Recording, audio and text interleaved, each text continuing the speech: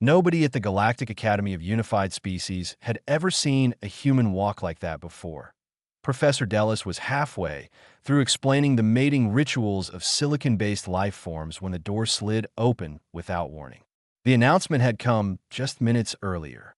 A late transfer, highly unusual, nearly unprecedented in the Academy's 400-year history. She stepped inside, and every conversation died. Her name was Ruth. She looked young, maybe 19 solar cycles by human counting. Her hair was pulled back in a simple tie, dark brown and practical. She wore the standard student uniform, but it hung differently on her frame. Her shoulders were squared. Her eyes moved across the room once, twice, cataloging exits and faces with the efficiency of someone who had learned to do so without thinking.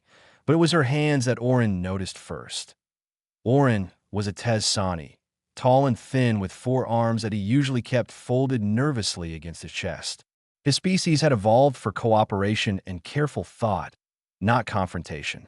He sat in the second row, close enough to see the calluses on the human's palms, close enough to see the thin scar that ran from her jaw down to her collarbone, pale against her brown skin.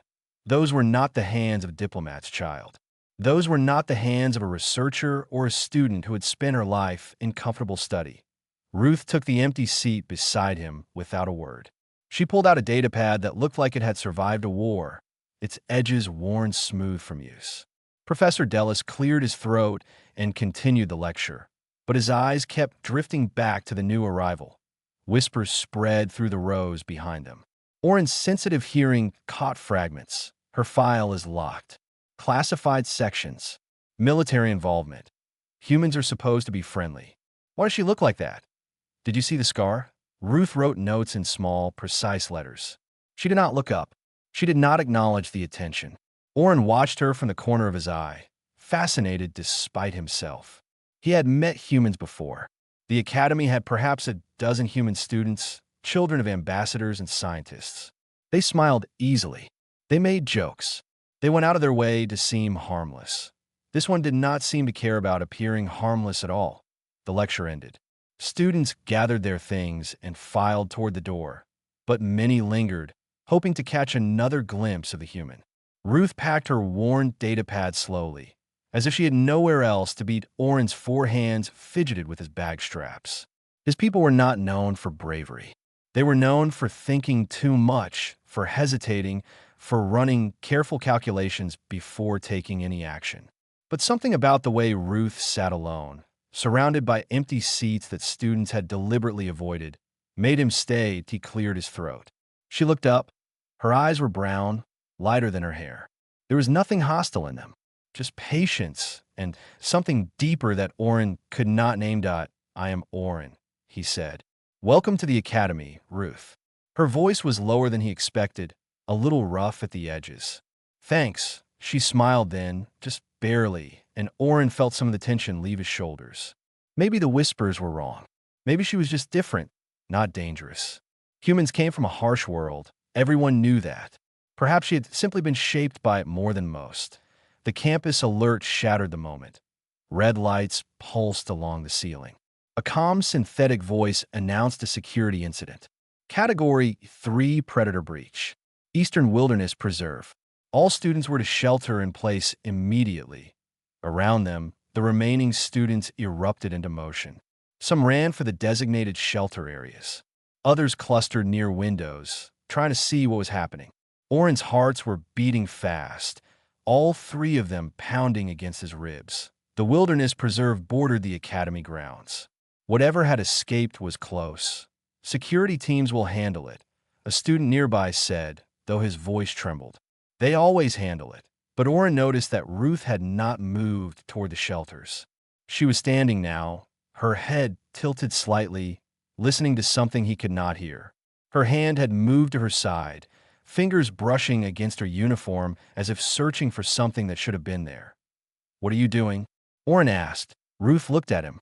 That patience in her eyes had shifted into something sharper. "What kind of predator?" "A shard stalker," someone called out from across the room.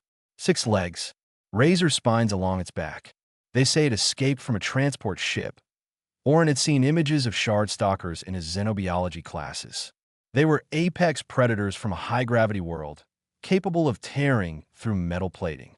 Even trained security teams approached them with extreme caution. Ruth nodded slowly, as if the information confirmed something she had already suspected. Then she walked toward the exit. "Where are you going?"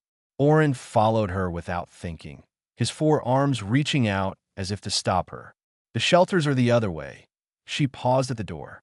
Through the window behind her, Oren could see the first light of dawn creeping across the sky. The Wilderness Preserve was a dark mass of trees and shadows at the edge of campus. "Outside," Ruth said simply. But the creature, she pushed the door open.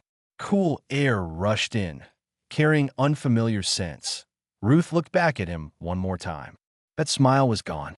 In its place was something Oren would remember for the rest of his life. Not anger, not excitement, just quiet certainty, the kind that came from doing something so many times it had become as natural as breathing. "Stay inside," she said. "Lock the doors." Then she was gone, walking into the half-darkness without hesitation, without fear, like a blade sliding back into a sheath that had been waiting for it all along. 23 minutes passed. Oren stood at the common room window with a dozen other students, watching the darkness beyond the campus lights. His four hands pressed against the glass, leaving smudged prints that he did not bother to wipe away. Nobody told him to move. Nobody was thinking about cleanliness right now. The Shard Stalker was still out there somewhere. So was Ruth. Security channels had gone quiet 7 minutes ago. Before that, there had been confused chatter. Teams reporting movement in the trees. Something fast. Something they could not track. Then nothing but static and waiting. "She is dead," a Valorian student whispered behind Oren. His species had compound eyes that saw in multiple spectrums, and he had been staring at the preserve with growing horror. Nothing survives a Shard Stalker in close combat. Not alone, Oren wanted to argue. He opened his mouth and found no words. The human had walked into that darkness with nothing but her bare hands and a worn uniform. No weapons that he could see. No automat. Just that terrible certainty in her eyes, as if dying was simply another task to be completed if necessary. He thought about her calloused palms, the scar on her neck, the way she had asked what kind of predator without a trace of fear in her voice. Who was she? The first edge of sunlight crept over the horizon. Pink and gold spread across the sky like watercolors bleeding into wet paper. Oren had always loved dawns on this planet. The light was softer than Tez's sin, gentler on his sensitive eyes. Now, he barely noticed. He was watching the main gate. Movement, his 3 hearts jumped. Someone was approaching from the direction of the preserve. A single figure, walking slowly but steadily across the open ground between the trees and the campus. Ruth stepped into the light. She was covered in something dark. It glistened wet across her uniform, her hands, her face. At first, Oren thought it was mud. Then the rising sun caught it fully, and he saw the deep blue color of Shard Stalker blood. In her right hand, she carried a blade. It was not Academy standard. It was not any military design Oren recognized. The weapon looked old, its handle wrapped in worn leather, its edge catching light with the hungry gleam of metal that had been sharpened countless times. She stopped at the security checkpoint. Guards surrounded her immediately, weapons raised, voices overlapping with questions and commands. Ruth stood still and let them examine her. She answered their questions in short sentences that Oren could not hear through the window. One guard pulled up something on his datapad. His expression changed. He lowered his weapon and stepped back, gesturing for the others to do the same. They let her pass. The common room door slid open 2 minutes later. Ruth walked in like nothing had happened. She had wiped most of the blood from her hands, though traces remained in the lines of her palms and under her fingernails. The blade was gone, hidden somewhere Oren did not want to think about. She looked around the room. Students scattered like prey animals, pressing themselves against walls and furniture. Only Oren stayed where he was, too frozen to move. Ruth walked directly to him. "Did I miss breakfast?" she asked. Her voice was the same as before, low and rough and patient, as if she had not just walked through a nightmare and emerged carrying pieces of it on her skin. Oren's mouth opened and closed several times. His people had 17 different words for fear, each describing a slightly different shade of the emotion. He felt at least 12 of them simultaneously. The Shard Stalker, he finally managed. What happened? Ruth shrugged. She actually shrugged. The motion small and unconcerned. IT is dead. You killed it? The Valorian student had edged closer, his compound eyes fixed on the drying stains on Ruth's uniform. Alone? Without weapons? Ruth glanced at him. I had a weapon. That blade? Where did you get it? Brought it with me. She said this simply, as if every student arrived at the academy carrying lethal hardware. Family peace. The security channels finally crackled back to life. Oren heard fragments through the common room speakers. Confirmation of creature elimination. Clean kill. No casualties. Investigation teams being dispatched to examine the remains. How did you kill it? Oren asked. His voice was barely a whisper. Shard Stalkers have armored plating, redundant nervous systems. Even military teams use heavy ordnance. Ruth looked at him for a long moment. Something flickered behind her eyes, a shadow of memory that passed too quickly to read. Everything has weak points, she said. You just have to know where to look. She walked past him toward the food dispensers. The crowd parted around her like water around a stone. Oren watched her select a simple breakfast, nutrient bars, and something that looked like reconstituted fruit, and settle into a corner seat to eat. Alone. Unbothered. As if the entire academy was not staring at her, with a mixture of terror and awe. Oren's mind was racing. He pulled up his datapad with trembling hands and began searching. Human combat capabilities. Death world adaptations. Colonial survival records. The information that came back made his stomachs turn. Ruth's file was not classified because she had done something wrong. It was not classified to protect the academy from her. IT was classified because what she could do was not supposed to be possible, and she had just walked back into the common room asking about breakfast. 400 hours. The academy corridors were empty and dark. Most students slept at this time, their bodies following the rhythms of whatever homeworld they had evolved on. The lights had dimmed to emergency levels, casting long shadows across the polished floors. Oren should have been asleep. Tez Sani needed at least 8 hours of rest to function properly, and he had gotten perhaps 3 in the past 2 days. But every time he closed his eyes, he saw Ruth walking out of the darkness with blood on her hands and nothing in her expression except quiet patience. He found himself walking toward the training facility. The doors were unlocked. Academy policy allowed students access at all hours, though few species chose to exercise in the middle of the night. Oren's 4 arms wrapped around himself as he stepped inside, already regretting the decision. She was there. Ruth moved through the center of the room in a pattern that looked almost like dancing. Her feet traced precise steps across the floor. Her arms flowed through strikes and blocks that seemed too smooth to be real combat. She was breathing hard, sweat darkening her uniform, but her movements never faltered. Oren watched from the doorway. She had been at this for hours, he realized, since long before he had woken from his restless sleep. You should come in or leave, Ruth said without breaking her rhythm. Standing in doorways makes you easy to hit. Oren's feet carried him forward before his brain could object. The door slid shut behind him with a softness. Ruth finished her pattern and stopped. She was not wearing her usual uniform. Instead, she wore simple training clothes, thin fabric that revealed the map of scars across her arms. Some were old and faded. Others looked newer, still pink at the edges. Could not sleep? She asked, and oh. Oren's voice came out steadier than he expected. You're always awake at this hour, usually earlier. She walked to a bench where a water container sat. She drank deeply, then wiped her mouth with the back of her hand. Sleep does not come easily. Might as well be productive. Oren hesitated. The question had been burning in him since he watched her walk back through the main gate. Why did you kill the Shard Stalker? Ruth looked at him over the rim of her container. The training facility lights were harsh, fluorescent things that washed out colors and left nothing hidden. In this light, the scar on her neck stood out sharply. IT was going to hurt someone. She said he did not know that. It might have returned to the wilderness on its OWN that IT would not have. Ruth set down the container. Shard stalkers are ambush predators. They mark territories and hunt anything that enters them. The Academy just became its territory. SOU walked out there alone, without telling security, without waiting for backup. Yes. Why? Because I was the closest person who could stop it. Orin's forearms moved in a gesture of frustration that was common among his people. That is insane. You could have been killed. You were a student, not a soldier. Ruth sat down on the bench.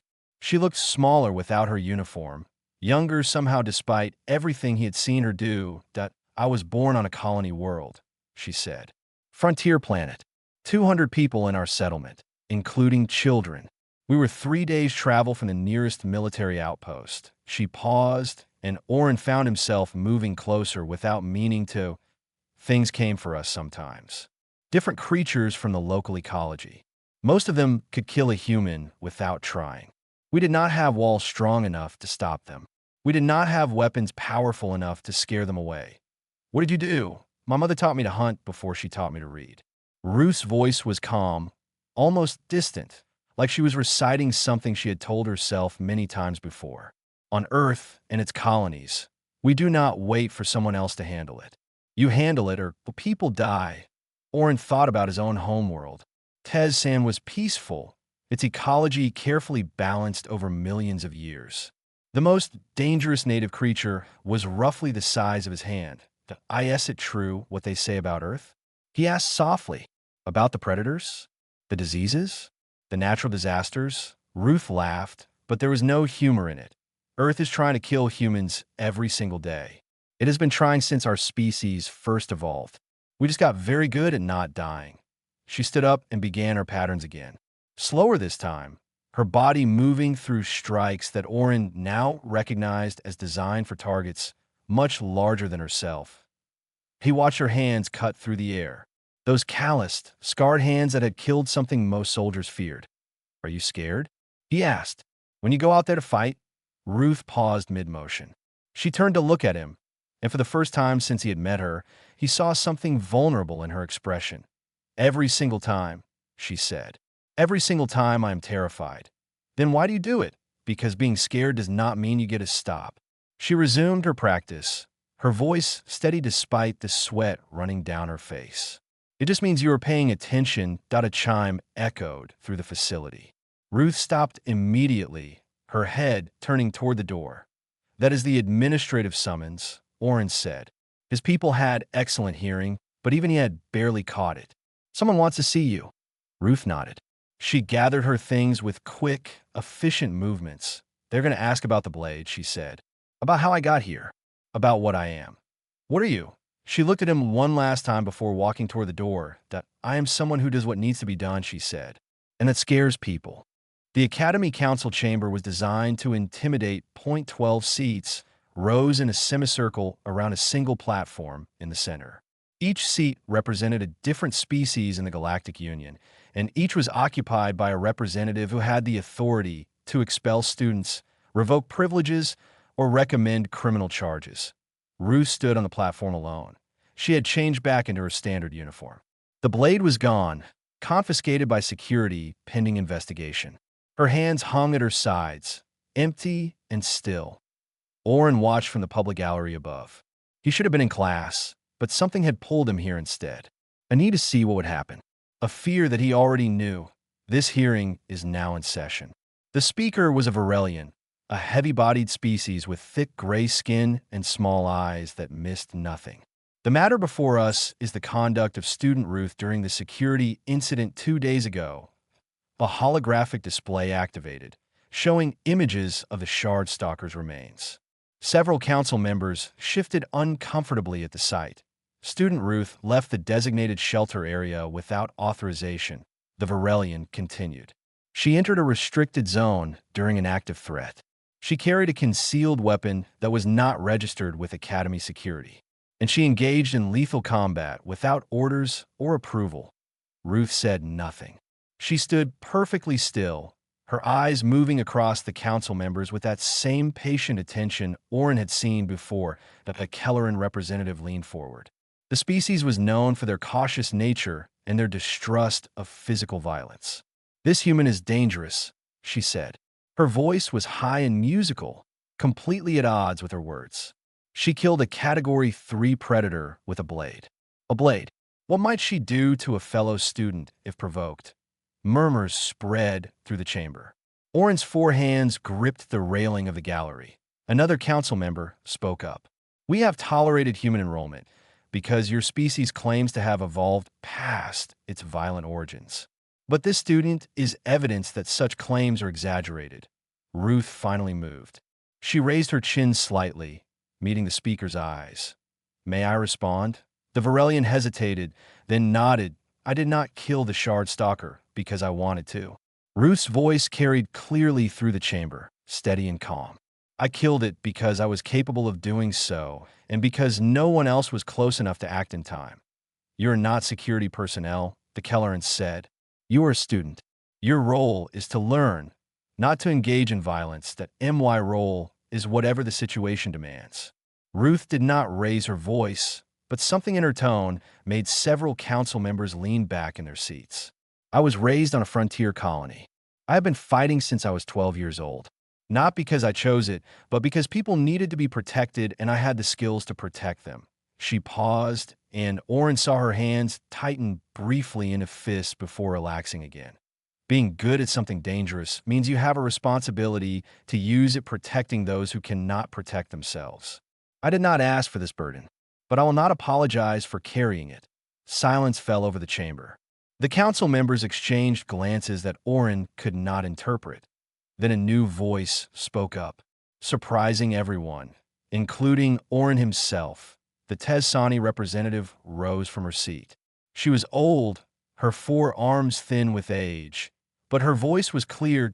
I move that we allow student Ruth to remain, she said, under observation, with restrictions on her personal weapon. But she should stay down on what grounds? The Varelian demanded that on the grounds that she saved lives. The Tezsani looked down at Ruth with something that might have been respect. Our species has always valued thinking over action. But thinking without the capacity for action is merely paralysis. This human acted when action was needed. That is not a crime. It is a virtue we have forgotten how to recognize. The chamber erupted into argument. Oren watched Ruth standing alone on the platform, her expression unchanged, her body still. Then the gallery doors burst open. Students poured in. Dozens of them, from at least 15 different species. Oren saw his classmates from xenobiology, students from other departments, faces he recognized and faces he did not. They were carrying datapads. Testimonials. A petition that a Valorian student pushed to the front of the group. We gathered these in the past day, he announced. Statements from students across the academy. Everyone who feels safer knowing Ruth is here. He transferred the files to the council's display. Names scrolled past. Hundreds of them, point one by one, students stepped forward to speak.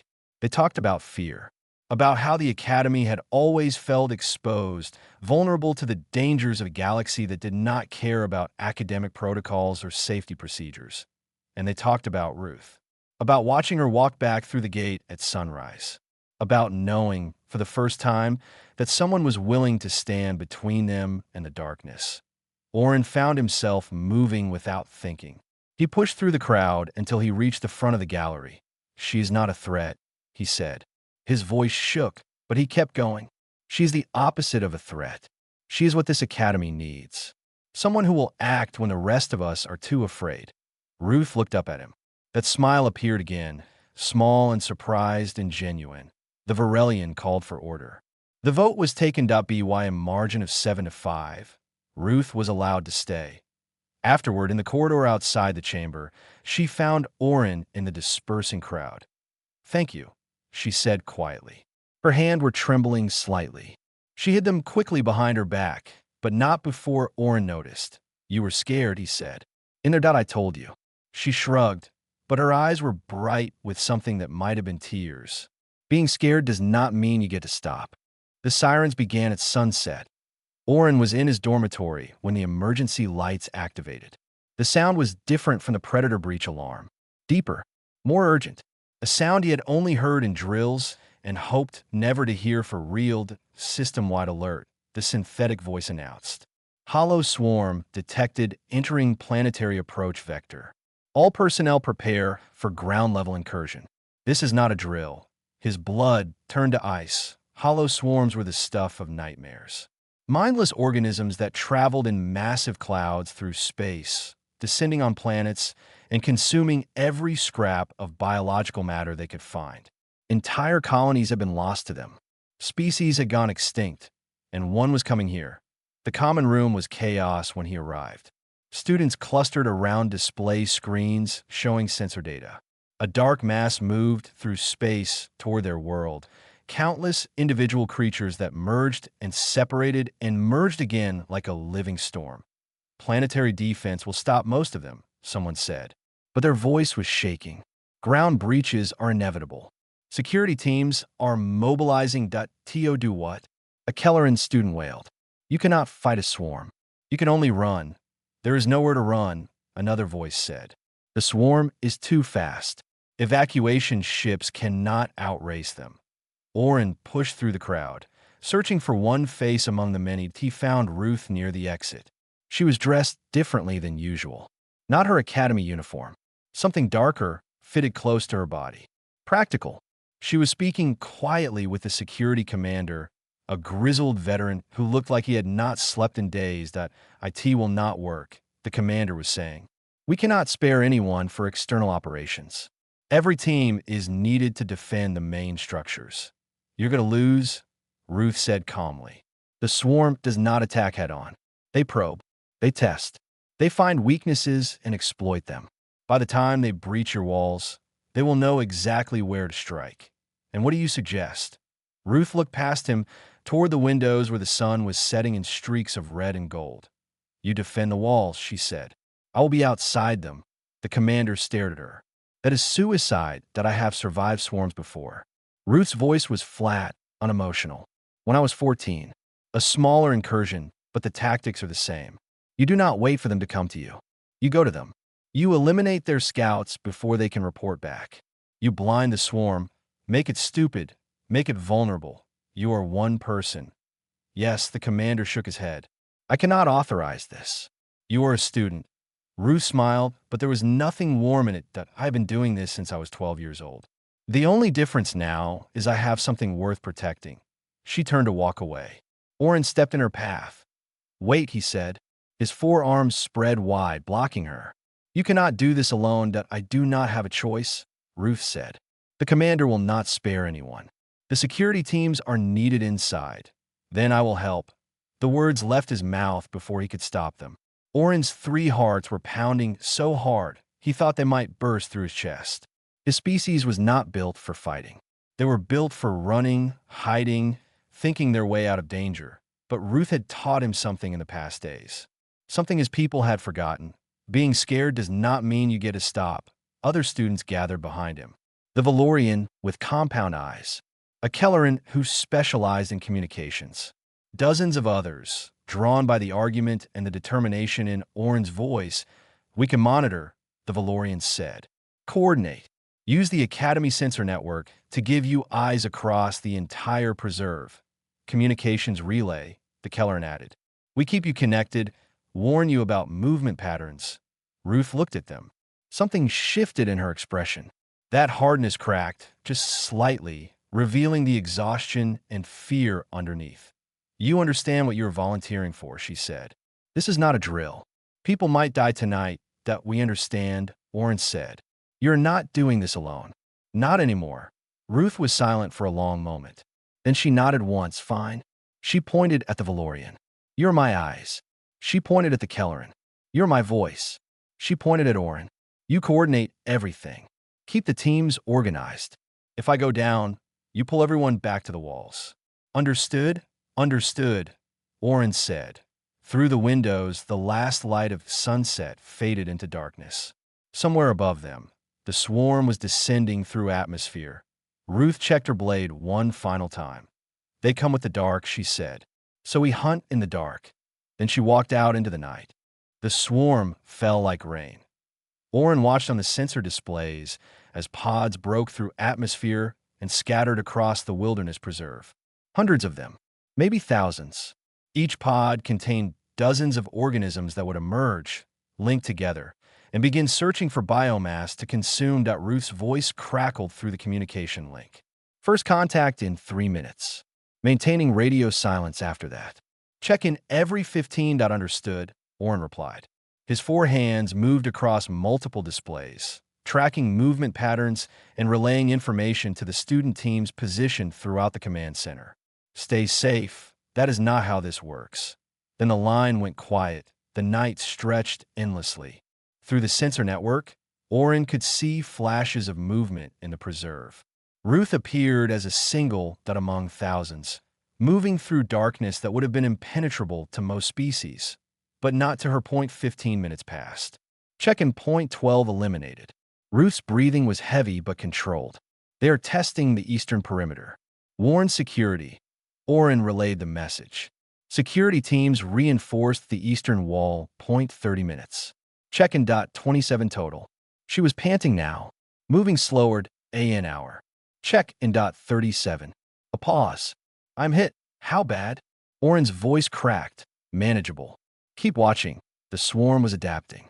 Oren could see it in the patterns. The organisms were changing their approach, moving in coordinated waves instead of random clusters. They were learning. They were converging on Ruth's position. You need to pull back, Oren said into the link. They are surrounding you. In a response. Ruth. Pull back. Static. The sensor display showed her. Stopping. Then moving again. Then stopping. All around her, swarm organisms closed in like a tightening fist. Oren stood up from his station. His 4 arms trembled at his sides. The other students watched him with wide eyes. I'm going out there, he said. That is insane, the Valorian protested. You're not trained for combat. You're not human, no. But I can carry equipment. And I'm not leaving her to die alone. He grabbed an emergency kit from the supply cabinet. Lights, sound emitters, medical supplies, anything that might help. Who is coming with me? Silence. Then one student stepped forward, then another, then a dozen. They ran through the corridors and out into the night. The darkness was absolute. Oren's eyes adjusted slowly, picking out shapes in the gloom. The sounds of fighting reached them before they saw anything. Impacts and snarls and the wet noise of blade meeting flesh. They found Ruth in a clearing surrounded by bodies. She was still standing. Barely. Her uniform was torn in a dozen places, dark blood soaking through the fabric. Her blade moved in patterns that had become ragged, desperate. Swarm organisms circled her, testing, probing, waiting for the moment she faltered. Now, Oren shouted. The students activated their equipment simultaneously. Lights blazed across the clearing. Sound emitters shrieked frequencies that the swarm organisms could not process. The creatures scattered, disoriented, unable to coordinate. Ruth looked up. Blood ran down her face from a cut above her eye. She was smiling. Took you long enough, she said. We brought presents. Oren tossed her a fresh blade from the emergency kit. Happy sunrise. It was not sunrise yet. But in the east, the first hints of color were spreading across the sky. The swarm did not give up easily. They attacked in waves, trying to break through the circle of students with their lights and emitters. But daylight was coming. The organisms grew sluggish as the darkness faded. By the time the sun broke over the horizon, the last of the swarm in the preserve had been eliminated. Security teams swept through to handle the stragglers. Medical personnel rushed forward with stretchers and equipment. Ruth collapsed the moment she was certain it was over. Oren caught her before she hit the ground. She weighed almost nothing in his 4 arms, her body limp with exhaustion and blood loss. The medical bay was crowded when she finally woke up. Students from across the academy had gathered, filling every available space. Species that had never spoken to each other stood side by side, watching the human in the bed. Oren sat beside her. He had not left since they brought her in. You're still here, Ruth said. Her voice was weak, barely above a whisper. Someone had to coordinate, Oren replied. You left detailed instructions. Ruth laughed, then winced at the pain it caused. I told you to pull everyone back to the walls if I went down. You did not go down. She reached out and took one of his hands. Her grip was weak, but warm. You came for me, she said. All of you came for me. Oren looked around the room. At the Valorian who had guided them through the darkness. At the Kelleran who had maintained communications. At dozens of students who had walked into a nightmare because Ruth had shown them that fear did not mean you got to stop. You did not have to do it alone, he said. That is what you taught us. Being brave does not mean being alone. Ruth closed her eyes. Tears leaked from beneath her lids, running down her scarred face. I never had a class before, she whispered. Never had people who would stand with me. You do now. The morning light streamed through the medical bay windows. Somewhere, academy administrators were updating files and preparing reports. Ruth's record would be declassified now. No more hidden sections. No more mysteries that IT would simply read. Protect her, but that was just a word. The truth was in this room, in the faces of students who had followed a human into darkness and emerged into sunrise. Ruth opened her eyes and looked at Oren. Same time tomorrow? She asked. Training at 400 hours? Oren's forearms spread in the Tesani gesture of acceptance that I would not miss it, he said. Outside, the sun continued to rise over the academy. A new day was beginning. And for the first time in a very long time, Ruth did not have to face it alone.